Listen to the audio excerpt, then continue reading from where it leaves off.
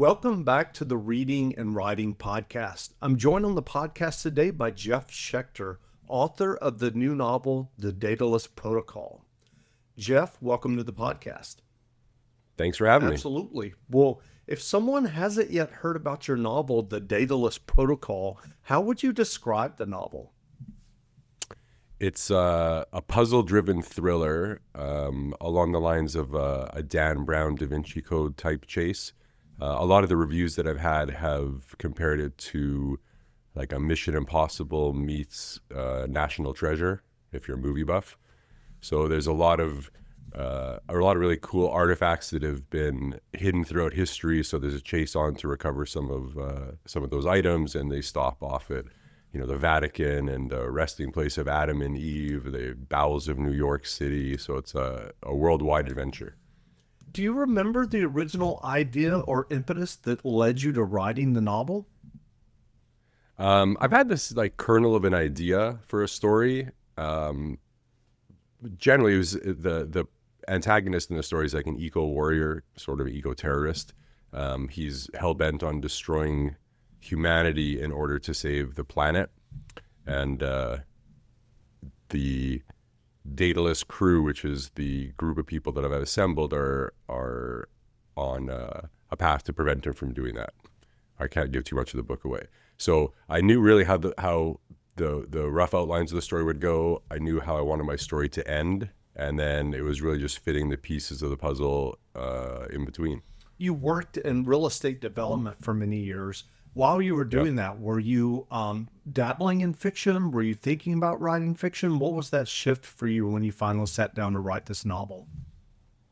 So I read a lot of fiction. I'm a voracious reader, and I love the page. And so I've always had an idea that, or an inkling that I wanted to write a book.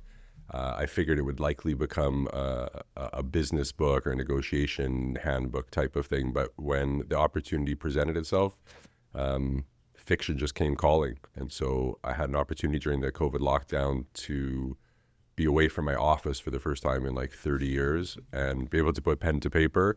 And I started writing, and it just sort of flowed. What kind of research did you do for the novel? I know that there's like ideas in here about AI and advanced technology. What kind of research did you do? It's funny, like I said, I had the outlines of the story, and I knew there were certain artifacts, and some of them are well known, like as much as they're somewhat esoteric, but there's like the Fountain of Youth and the Holy Grail, and certain puzzles that were hidden that were attached to what would be more well-known people or places, but the actual items themselves were constructs of my imagination.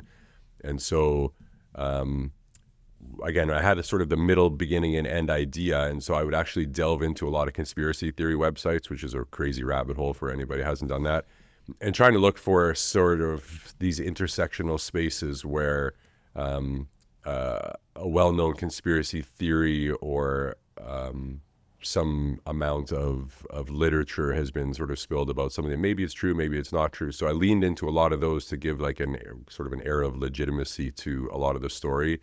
And so that there's a lot of world building and story building already complete when it comes to, if you're talking like the Knights Templar, right? There's been so much ink that's been spilled about those guys. So if you were trying to bring an element of that into your story, while you don't have to bring the entire world of Templars into what you want to do, you could sort of tease it a little bit or pick one particular facet of what that would have and then build upon that. With your research into AI and advanced technology, was there anything that worried you as you were doing the research? It's funny you say that. So the AI piece of it plays a large role in the book, and it came across when I was reading it. I always, in the back of my mind, I had like Jarvis from Iron Man as an idea where you have this just simple conversational, I want to do this, and somehow the AI would know what you'd want and would be able to process, all of that and convert it into like actionable, not intelligence, but actionable actions, as bad as that sounds. And so it was a little bit of a leap when I'm writing it, but I'm like, I'll catch up. And then by the time I finish the book, you have ChatGPT and all these plugins and large language models are out. And now it's like the least amount of stretch is really to like, could you really have AI be this all powerful, really simplistic conversational type tool? And, you know, fast forward not even a year from when I was writing it, and it's reality today. So, again, I tried to keep everything away from science fiction, fantasy. Everything in the book is plausible, scientifically explained. The follow-up book that I'm writing right now is also the same way. I don't want to slip into science fiction, but I want to keep it right on the edge of believable, but still a really intriguing and unique story. You said that you had kind of the beginning, middle, and end in your mind for the novel. What was the writing process like for you? Did you write a chunk of the novel and then kind of think about it in terms of the overall like arc? How did that work for you? Yeah, I mean, I had, like you said, I had the beginning, middle, and end, and then there was really just how do I get from this particular point in the story to the next, and a lot of it was really just simple plotting and putting one foot in front of the other and just going through it. As it was my first novel, I definitely leaned into, at this point I could be self-critical, like excessive detail, and there's a lot of additional facts and figures and dialogue that I really didn't need to really get the story across. And so one of the first big developmental edits that I had was just trimming the fat and being a little more concise.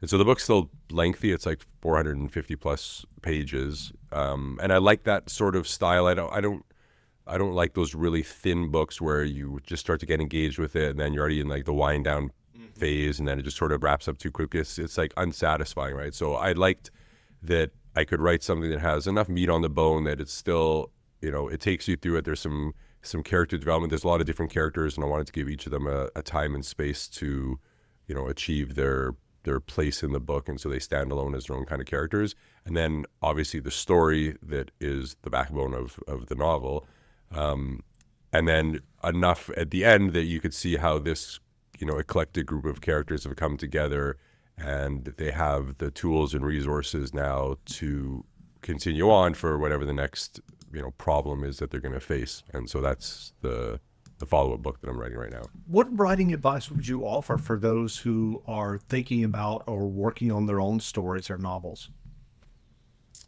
Write what you know, and if you don't, do some research, and really just to write. There's a lot of times where I was really frustrated that, you know, I would write a whole bunch of stuff and then I'd have to unwind it later on or it just wouldn't fit. But I found, as I guess frustrating as that was, it's less frustrating than not writing at all. And there's some days where you just sit down and nothing's coming to you. And I don't know if it's so much writer's block, but for me when I wrote, and I think it might be atypical, but I envisioned this story and I would see, like, you know, I would see it as a movie. I'm a big movie buff too. So I would see a scene in front of me and then try and put it as, you know, proper descriptive detail as possible, and then help launch me into the next scene and the next scene. And so I'd sit down to write, I'd have an idea of what the next, you know, 20 minutes of the movie would be like, and I'd try and get as much of that on paper as possible. And some days it's just a matter of writing just for the sake of writing. And if I was really, really stuck, I'd just come up with some sort of ideation points to, you know, something later on in the book, or here's another cool thing you could do. So that as long as you got to keep the creative juices running. I did take a little bit of a break, and I found it really difficult to get back into the swing of things. So I think just the consistency of putting pen to paper was really helpful. And even if you're not writing something that's going to be, you know, and you think it's a little bit weak and it probably wouldn't make the final cut, there's always some kernel of an idea or some character development that you get out of it that you can use it and is still beneficial in the whole process. Sure. You mentioned a couple of times that you're working on another novel now. Is that the sequel to the Daedalus Protocol? Yeah, it's a sequel. So I'm assuming this is like a 3 to 5 book series. A lot of my favorite authors have written. James Rowlands is one of them, and he's got a very similar cast of characters.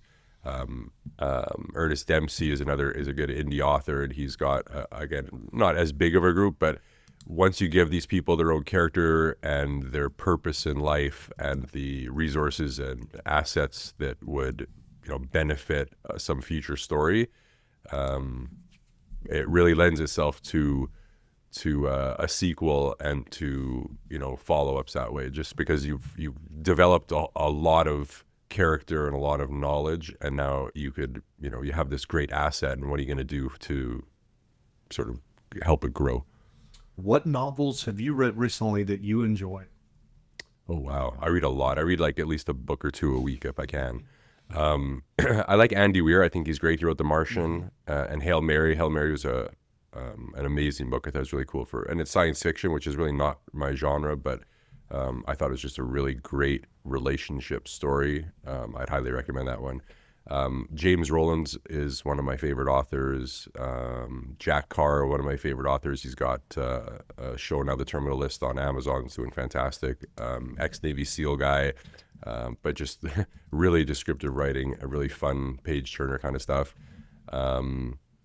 Justin Cronin, he did a really great vampire trilogy. And of course, Dan Brown was one of the first books. Da Vinci Code, I think, was one of the first books that I read a long time ago that really got me back into reading, and, you know, something that would make me turn the TV off and sit with a book. And so I think all those guys have really influenced my writing style, my characters, the way that I read.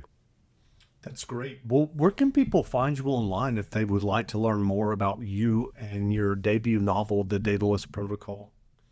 So the DaedalusProtocol.com is the website. You can check out some stuff about me, about the book, some add-ons. I'll be doing some title releases for the new, the follow-up, etc. The book is available on Amazon. It's available in audiobook format on Audible. It's available on Kindle right now, actually, as a Black Friday promo for no charge if you're part of the Kindle Unlimited.